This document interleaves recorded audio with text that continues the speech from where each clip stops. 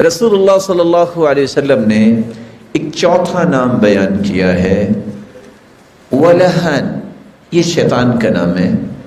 یہ وضو کے اندر وسع ڈالتا ہے۔ آپ نے دیکھا ہوگا، اللہ نہ کرے کہ آپ میں سے کوئی ایسا ہو، بعض لوگ وضو کرنے لگتے ہیں اور وضو کرتے ہی جاتے ہیں۔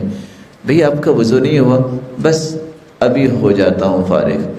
اب حدیث کہتی ہے کہ آپ وضو کے اعضاء کو ایک مرتبہ بھی دھو سکتے ہیں، دو مرتبہ بھی دھو سکتے ہیں، اور تین مرتبہ بھی دھو سکتے ہیں، اور 3 مرتبہ سے زیادہ جو وضو کے اعضاء کو دھوتا ہے، وہاں لفظ ہے فقد اعتدى وظلم واساء، اس نے برائی بھی کی، اس نے زیادتی بھی کی، اس نے ظلم بھی کیا، کیونکہ اللہ کے رسول صلی اللہ علیہ وسلم نے اپنے وضو کے اعضاء کو 3 مرتبہ سے زیادہ نہیں دھویا۔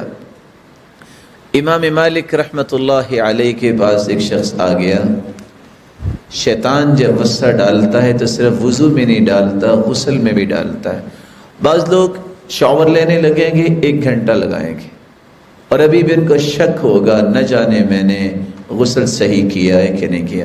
تو امام مالک رحمۃ اللہ علیہ کے پاس ایک شخص آیا اور کہتا ہے میں نے ویسے 5 مرتبہ غسل کیا ہے، 5 مشکیزیں بہائے ہیں، لیکن ابھی مجھے شک ہے کہ پتہ نہیں میرا غسل ہوا ہے کہ نہیں ہوا۔ تو انہوں نے بڑے ہی خوبصورت انداز میں ایک بات کہہ دی، کہا آپ پہ تو غسل فرض ہی نہیں ہے۔ کہا جی وہ کیسے؟ کہا مجنون پہ تو کوئی غسل فرض نہیں ہوتا۔ 5 مشکیزیں پانی کے آپ نے ضائع کر دیے، اور ابھی آپ یہ سوچ رہے ہو کہ میرا غسل ہوا ہے کہ نہیں ہوا۔ یہ شک پیدا کرنا یہ شیطان کا کام ہے۔